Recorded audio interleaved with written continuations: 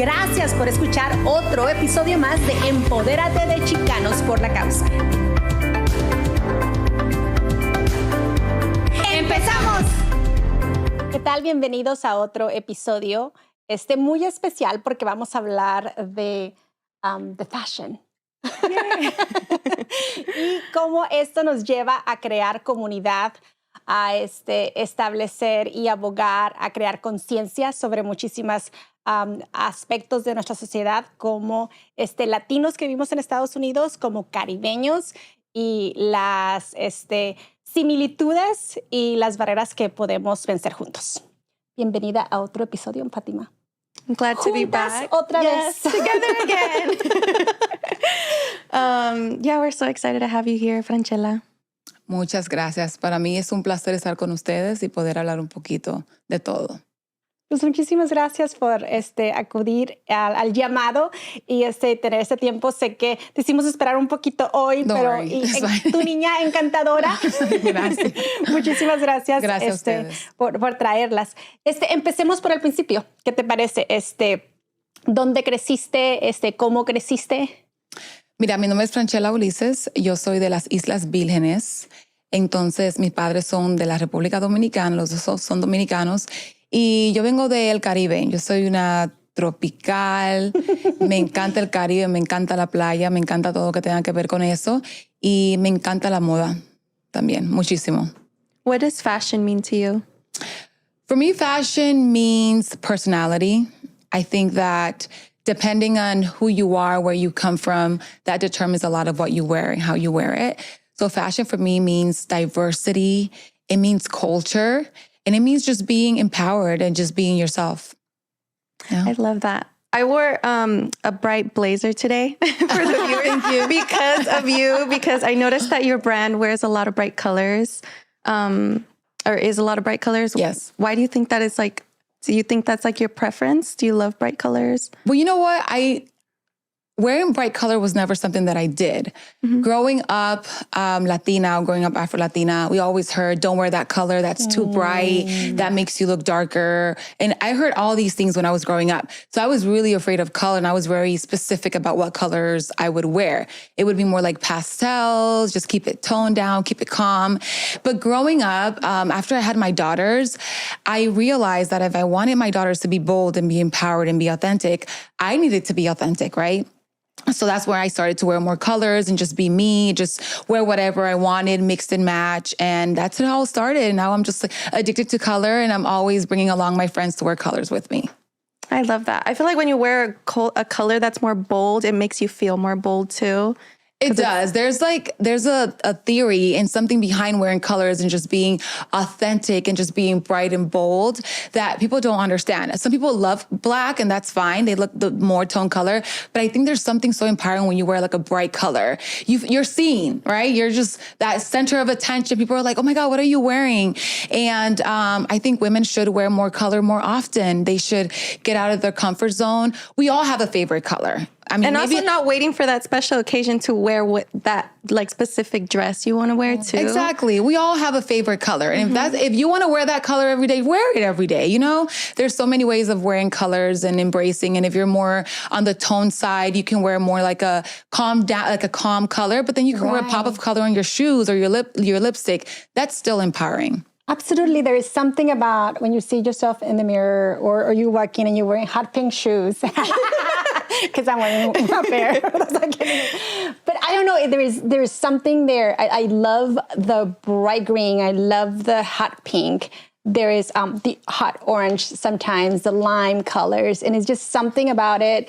I don't know if it's connected with spring and flowers and blooming and the start of a new day or opportunity to start again. That it just really has that at least personal connection with me. Like if I'm wearing it's a hot color, it's like I'm feeling and I can, or at least it gives me certainly energy because I sometimes I'm like really tired and I wear a really bright color and somehow it really helps. Brings something. Like, it helps you. Like for me, sometimes I feel like I gotta fake it till I make it. And so like I feel like it helps you do that because if you wear something that makes you look confident, you feel confident.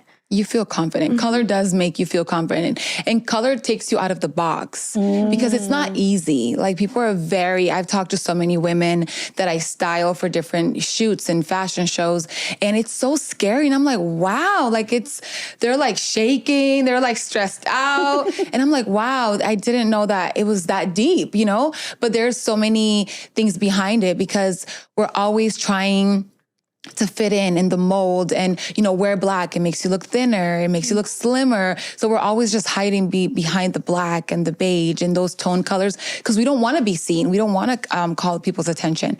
But I think we should. We should be able to just be bold and loud and walk into a room with the neon green and call it a day. Absolutely. Yes. Let's own our journey. Yeah. Speaking of journey, so you have a degree in criminal justice. You are a model and a stylist. How that path led to Mujeres of All Shades? Interesting.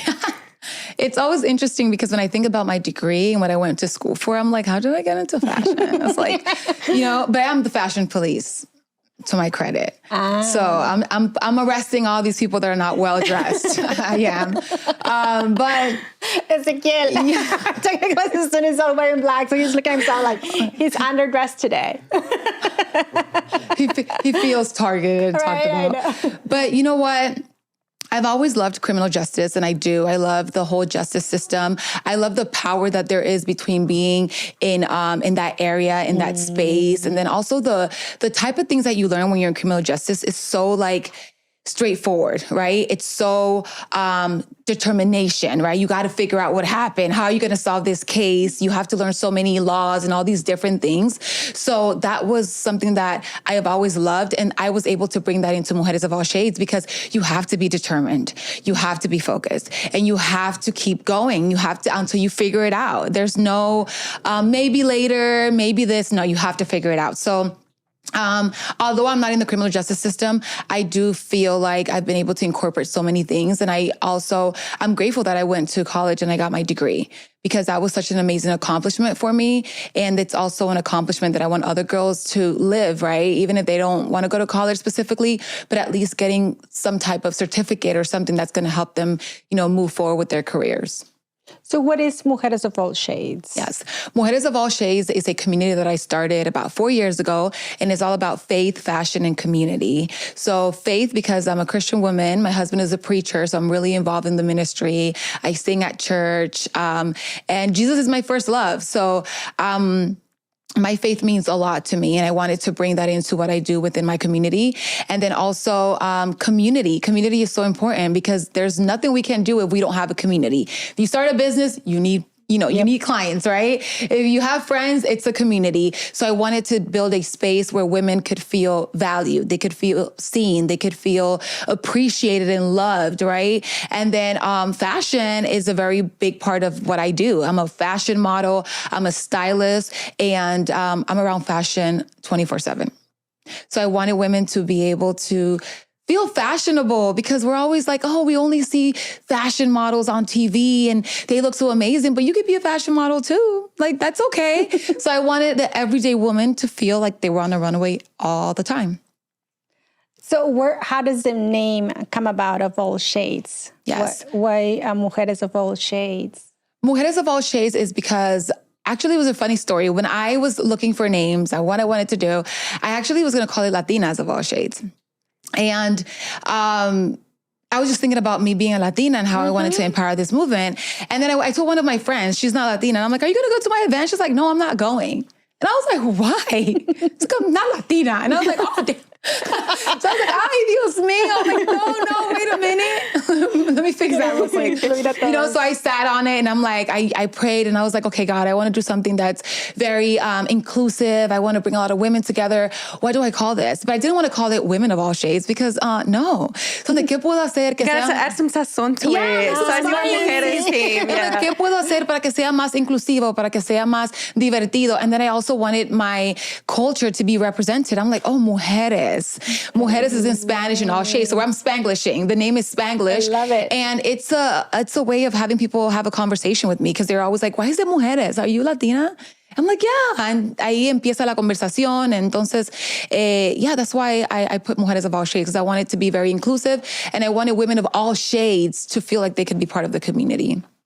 Do you feel you were not represented in Arizona before having Mujeres of All Shades? You needed a platform and let others have that? Definitely. When I moved to Arizona, like 10 years ago, 11 years ago, I was so confused. I was just like, what is going on? Because I would just go to the supermarket and I would just speak Spanish on the phone with my mom, and everybody was just like, they would just stare at me. They would just like peek at me through the aisle. They would just be like, and I would be like, what's wrong? Really? Yeah, they would just stop me in the middle of like, what are you speaking? And why do you speak that? And I was just like, wow. And I got it a few times, but it was all the time, everywhere, multiple times a day. And I was like, wait, what? Because I've never had that question. I mean, I'm from the Virgin Islands. There's a lot of Latinos, Dominican Republic. I lived in New York for a while. In New York, I never had that problem. And I was like, wow, this is interesting how people are very surprised. So I said, you know what? Maybe I should start something where I can educate, right? Maybe they're not saying it out of trying to be mean. They're just confused, or maybe they don't see a lot of understand. Yeah, they don't see a lot of women like me who speak Spanish. So I was like, you know, I'm going to start something, and not only for Afro-Latinas, but also for women in general, because our Latino community is so diverse. We look so different. Yes. You know, I have friends who have like ojos verdes y son güeritas, and they're Mexican. And they also get like, oh, no, you're not Mexican. Tú eres blanca con los ojos, you know? So it was something that was like, it's across the board. It was like across the board situation. So I was like, you know what? I'm going to start something to help everyone. And I feel like Phoenix was a lot more different 10 years ago than it is now. I feel like we have become a lot more diverse. And I think it is because of people like you who have introduced these platforms and movements. So thank you for that. You're welcome. Y el idioma, tengo un buen amigo, quisiera decir yo, dominicano también, y el español es diferente. Sí. ¿Verdad? Y a veces nosotros lo hablamos, los mexicanos lo hablamos mucho más rápido, aparte de ciertas palabras, ¿no? Y a veces los mexicanos sentimos que los dominicanos hablan mucho más rápido. ¿Sentías alguna diferencia entre los latinos that would approach to you? Like, oh, hablas español, que la gente de otros grupos que se acercaban a ti. ¿Había diferencia al principio? Tú sabes que creo que la comunidad que me preguntaba más sobre mi idioma era la comunidad latina. O sea, yo hablaba español, indios, hindú, afroamericanos, y ellos pues, they would just be like, oh, that's cool, you speak Spanish. Okay, and they just keep walking. Sí. Pero los latinos eran lo que me preguntaban más. Like, they were the ones that were very surprised. Pero es que el español, es por eso que digo que la comunidad latina es tan diversa. O sea, tenemos 50 maneras de decir una palabra y significa totalmente algo diferente.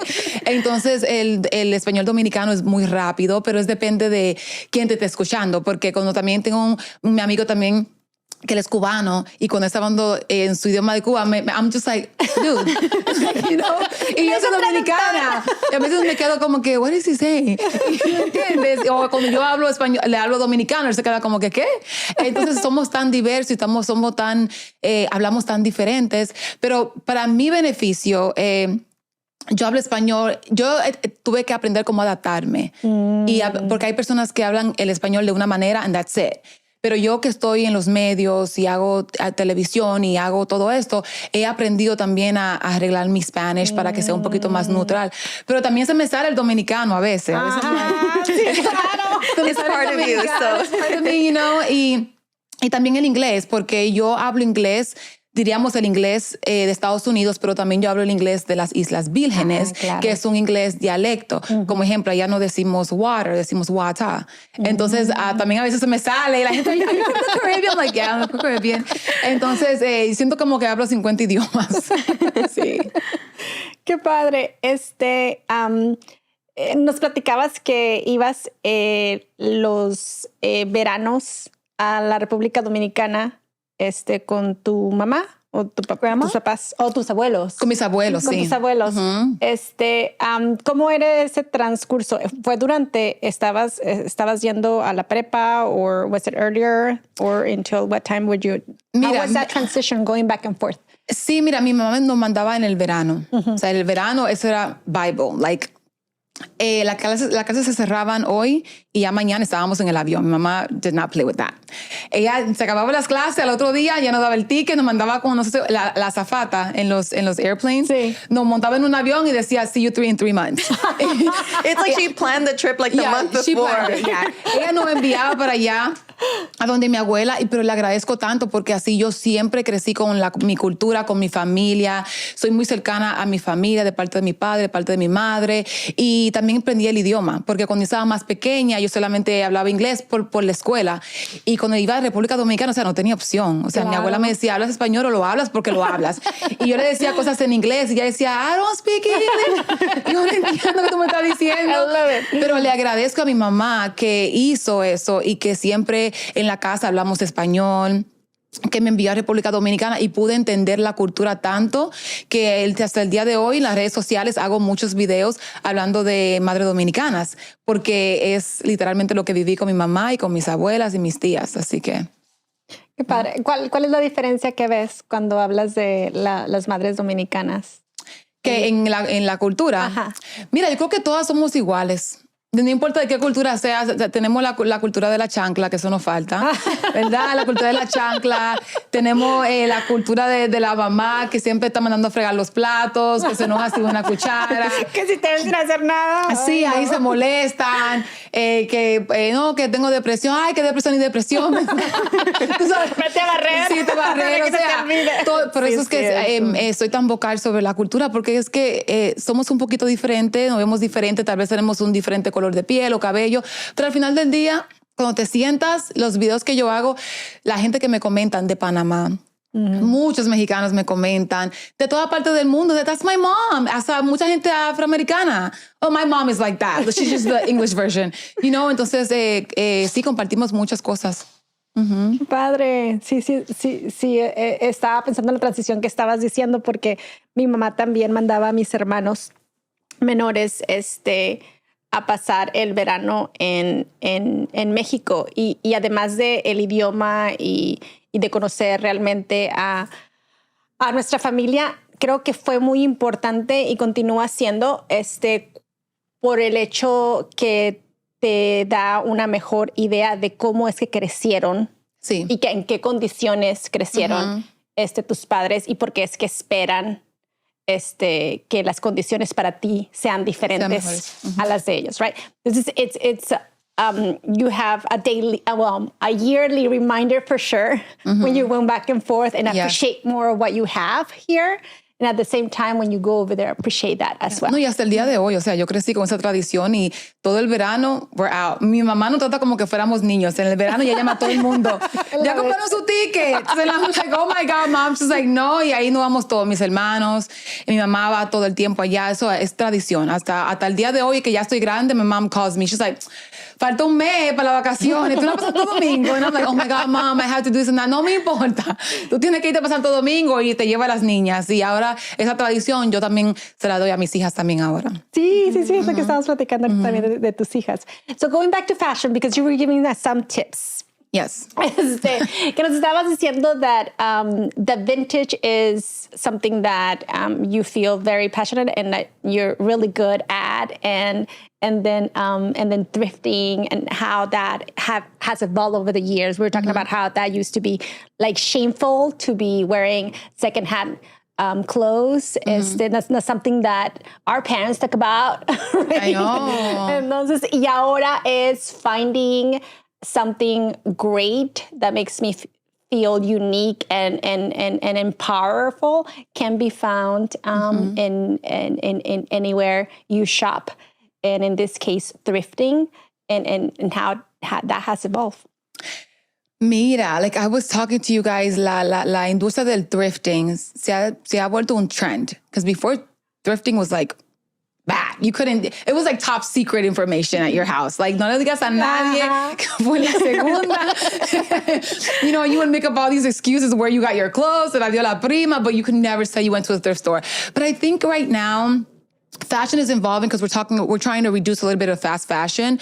So right now, a lot of people are understanding the whole point of sustainability. Estamos tratando de proteger el medio ambiente. Entonces la gente está optando para, I call it reloved fashion. Right? Somebody loved it, now it's your turn to love it, right? ¿Por qué? Porque toda esa ropa que compramos fast fashion, luego la botamos, la tiramos, son desechables y ya no la podemos usar más. Entonces, it's really beautiful to see that now we can reuse all these items and it's no shame in the game. Of There's so many cool stuff. I thrift 95% of my things. This blazer is thrifted. Hey, mira. Right? Y es algo tan bonito. Y también creo que hay algo tan femenino de la ropa de los 80, de los 90. Everything was very, very, very feminine.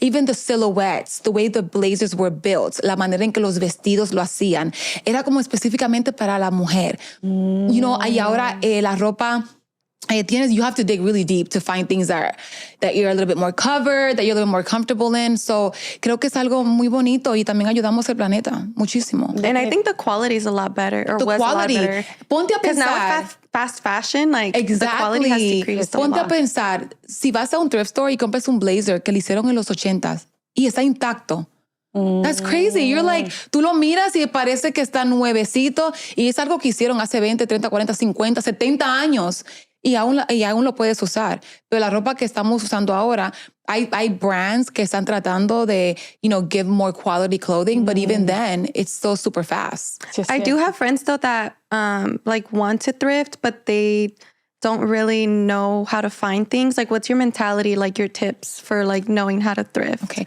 So right now I have something called Thrift with Franchela. So I actually take people thrifting with me because I have that same situation. People are like, are you Goodwill's favorite? I'm like, no, no. Like, do they have a special aisle for you? Which aisle do I go to? Like they save everything in the back. And you're like, no, I go like anyone else and I thrift. I used to go con mi little cart. Pero creo que thrifting is just being open mind, like teniendo la mente abierta. Si tú ves una pieza que te gusta, buy it. When you get home, you're going to be able to see, oh, maybe I can add it with this, add it with that. Y siempre digo, thrifting is not a place to go to find an outfit. Thrifting is a place to go find a piece. Oh. Right? Because thrifting es como que te complementa. No es que tienes que ir y comprar todo thrifted, pero es como que vas y compras un blazer, como este blazer es thrifted, mi pantalón no es thrifted. Pero complementan. When you put them together, it's like, it's the perfect piece. Y hay mucha gente que van con mucha presión de hallar 20 outfits. And that's not the case. You have to just go buy pieces y luego complementarlo con lo que tengas en tu closet. It makes it easier. I love it. Es cierto. I think Es it's cierto. a great like creativity outlet to like be creative as well. Be creative, yeah. Para styling, for my styling style by Modest You, mi ropa is thrifted. I thrift a lot of the items that I style people in because they're so different. And I want my clients to wear things that no one has. And it's one of a kind. One of a kind. Yeah. I mean, cuando vas thrifting, you're going to find one blazer. Y si tú encuentras otro blazer así, that's scary. You know, because es que es muy difícil. Cierto. Entonces, esa es la ventaja de comprar ropa thrifted, que tú sabes que solamente tú lo vas a tener. Pues mira, te hacemos honor porque I'm wearing un cinturón que también encontré una segunda y aquí And my Fátima- jacket is thrifted. Thrifting It's a queen. beautiful pink. It's leather, one of a kind. One of a jacket. Está kind. hermoso, está hermoso, está hermoso. Sí, pero tienes mucha razón. O sea, tiene uno que ir con esa mentalidad. Eso cambia todo. Uno, la presión, porque it should be freeing. Right? Fun. An adventure. You're there to find something that it's going to complement something else. Complement, yeah. That's a really good point, porque si vas como vas to the regular store, then you're not going to find the two pieces that are there. Oh, together. yeah. You're creating I hardly go thrifting and I'm like, I'm finding an outfit today. I always go and I find a blazer, I find a pants, or I find some cute shoes. They have nothing to do with each other. But when I get home, I'm like, oh my God, this is perfect with this. Mira qué lindo queda con esto. Y ahí te das cuenta que puedes encontrar piezas y luego thrifting también es mucho más económico. Right? Mucho más económico, depende de dónde vayas. Pero si te pones a pensar, compras un vintage blazer que sea, vamos a suponer, en una tienda normal te va a costar mucho. Pero a veces in thrift stores, you can find them for $10, $15, depending on how, vintage they are. And you can even find them cheaper than that. Y eso ayuda mucho también con la economía de nosotras. Yeah. Go ahead. Oh, I really am interested in, because I know you majored in criminal justice and like the transition into now being the founder of Mujeres of All Shades, and now a stylist, a model, and also a singer, because you sing for your church too. So that should be included in your title as well. But I'm just interested in the transition. Like, how was that? Because I feel, for me personally in college, I changed my major like 5 times because it was really hard for me being 18 and deciding what I wanted to do for my whole career. So I just wonder, like, I'm interested. Can you tell us about that? You know what? I understand where you're coming from, because when you're trying to go to college and you're trying to find a specific degree, it's a lot of pressure. But I've always known, since I was a little girl, I told my mom, "Where's the policía?" And I'm going to be a cop. My mom, "Ay, mija, no, por favor." My mom was always scared. She's like, "Ay, mija, tú no quieres ser doctora." And you would know, I want to be a cop, and I want to do this. I want to be in the FBI. I was going to be in the FBI. I thought the girls in the FBI looked really cool. Like, be like Sandra Bullock, where she's like FBI, but then she goes into the pageant show. Perfect compliment. You're like the real life Sandra Bullock, but you like actually took it out of the career. That's what I envisioned. I was gonna be like the coolest FBI agent with my ponytail and just like, stylist. So mi mamá me decía, "Mija, por favor, no, mija, no, por favor." Otra cosa, Franchela. Ay, no, yo quiero ser policía. So I always knew that I wanted to do criminal justice, that I just stuck to it. I was like, you know what? This is what I want to do. But I've always modeled, and I've always, it was interesting that I never did anything like any majors, like in fashion or whatever. But I always, I was self-taught in fashion, right? And I wanted to learn how to do things my way, and just me creating my own ebook, basically, of how I got there. But when I graduated from my degree, from my commercial degree, I was still very bold and very proud of it. And even till this day, even though I'm in fashion, I'm very proud. I'm like, yes, I am a commercial major. Like, it feels so good, And I didn't see it as, I'm not ejerciendo lo que estoy haciendo. I just saw it as a compliment. I saw it like as an addition, like it's adding to my resume, it's adding to my, to the things that I learned trying to get there. And styling and modeling has always been my thing. So I always wanted to make sure that was part of the things that I did every day. And it's my passion. And I needed to stay true to my passion, because being a mom of 3 and being married and trying to just do life, which is hard, I wanted to make sure that I was still doing things that were really, really, really, important to me. And that's fashion, and that's community, and that's styling, and that's helping women in my community. I love it. So since the beginning, you knew you wanted to be somewhat, like someone of a police, but then also like in fashion. Yes, but I did at the end. But you turned it into your own twist. At the end, I said, you know what? I'll just be the fashion police. I'm good. There you go. That's the show we need to make. Oh my God, that's a movie plot right there. That's really cool. You know what? I think I'm gonna do the fashion police. I know. Yeah, we should do that. Look at that. It's really interesting. Yeah. Yes, I was, and I've done so many different jobs. I've worked at the court as a bailiff. I've worked in law forms. I've done so many different jobs. I did teaching, fashion at a high school. I did a lot of different things. And I feel like all those things were amazing because it got me where I needed to be. It was all, I never saw it as, oh my God, it's a waste of time, or why did I do this? And everything I did, it was just like part of my resume, part of what it needed to be. And now I'm just so happy that I'm able to use everything that I've learned and implement it in Mujeres. Tienes razón. Yeah. And I can see all of that, right? Yes. Y yo creo que también the confidence and the will to take on a new challenge and then open up barriers just by the fact of breaking stereotypes, right? A criminal justice degree former to be police officer. Not just sticking to one mold, but multiple. I might just be an FBI agent, Breaking into fashion. And now tell us the most important piece of information we want to find out today. What is the best day to thrift shop? You know what? The best days, I really don't have. I mean, back in the days, they had a specific day, which was Saturdays in Goodwill, where they had like the 50% like, off. They took it. I don't think they have it anymore. But I think the best day to thrift is usually at the beginning of the week. That's when they restock. Yeah, restock. Because a lot of people shop during the weekends because everybody's at the thrift stores, or they have more time, they have days off, so they go and buy things. And I feel like Mondays, Tuesday, they're restocking. A lot of people are not at the store as much. So I would say Monday, Tuesday. Ooh, see? You heard it here first. Exclusive tip for those fashionistas. Yes. So you have a lot going on. I could see that with different aspects of your life. And then vacationing or spending the summers with your family in the DR. What do you do for fun besides this spending a really nice time out in the beaches of the beautiful DR? You know what? I feel like I don't have much time to do a lot of like me things, but because I'm so passionate about what I do, even when I'm putting together a fashion show, that to me is fun. Putting together a fashion show, or when I'm like styling a specific client, or when someone is like, hey, Franchela, can we go thrifting? I'm like, yes, let's go. That's like my me time. But I enjoy taking my time to go back to Dominican Republic and be with my family, be with my friends, enjoy my house in DR, enjoy my girls because, you know, they're in school all day, almost every day. And when we're in DR, I think that's when we have like most bonding time. And then, you know, being around my parents, because my parents don't live here.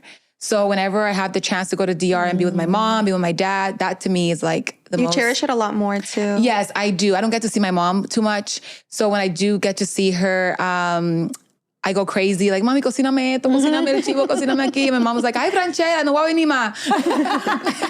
And, you know, my dad still lives in St. Thomas. So I really want to go back and visit St. Thomas too, because it's been a while since I've been back home. Oh, it's beautiful. Yes. In the pictures. They're gorgeous. You guys should go. It's absolutely beautiful. And I do miss being in the beach and just having that free life, because the Caribbean life is very free, just very in your space, very chill. Slow life living. It's way slower. Yeah, it's way slower.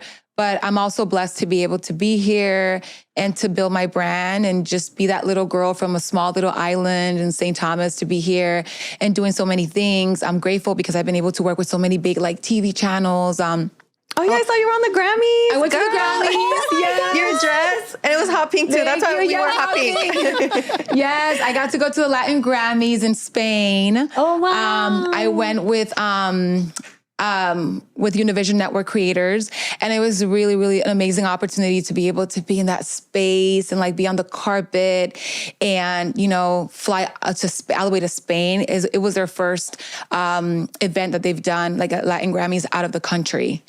So it was pretty interesting. That sounds like a very big moment. Like it was being in the humongous. Grammys. I still don't believe it till now. You know, I was able to make it on Vogue Spain and Vogue Mexico, Best Dressed. So it was really cool. Wow. It was really, really interesting. You're really a testament to that Drake line where it's like, she's not a model, she hasn't been on Vogue. You're like, I have been on Vogue. Okay, Drake, Champagne Poppy, you heard it here. Yeah, it was really nice. And I've been able to do like a lot of conference and guest speaking at different events. So it's just a blessing. I'm blessed. Every opportunity is like a big deal for me. Wow. It's really big, so. Well, we're so happy that you made the time to share this space with us. Yes. That is amazing. I'm like, everything that you've accomplished, but above I do all, too much. Sometimes I'm just like, how do I? My mom was like, Franchela, ¿cómo tú haces tanto, mija? Like, oh no, mom. You know, but I feel like I've done so much in 32 years. I mean, I've done a lot. But I think once you have determination, once you know what you want, once you know where you're going, and once you know where you come from, that's the whole thing. Because a lot of people focus so much on where they want to go and they forget where they come from. And I always make sure that I remember where I come from. And whenever I'm doing anything, I make sure I talk about my roots, my islands, my parents, because that's what's going to get you far, you know? Just knowing where you come from, your roots, that's what's going to push you. Because there's always somebody that it's like, me too. I come from there too. And you start building these connections, but we're always so focused on the future. But only God knows the future. We have to focus on the present and just be content with what, Jesus gives us. Absolutely. Yes. I love that. Well, it's a pleasure and an honor meeting you. Thank you so much for sharing the space today. Ya otro episodio más de Empodérate, Down the Books. Thank you. And the Fashion Police is coming soon. Oh, that's right. Let's do it. Yes, part 2 coming up. Make it a special segment, yeah. Yes, tips and tricks. I'm down. Really cute. Thank you guys so much. I really appreciate you guys opening this space for me to talk about what I'm doing, about Mujeres. And you guys are great for giving so many women opportunities to speak and say, what they want to say, how they want to say it, when they want to say it. So thank you. Yeah. Thank you. Thank you. Thank Especially you. for Women's History Month. We're so glad to have you. And you ladies, you represent so remember many. to embrace your shade. And remember to embrace who you are, where you come from, and what makes you you. Because if you don't embrace that, you can't do anything. Mujeres. 1, 2, 3. Mujeres. Nos vemos. Hasta la próxima.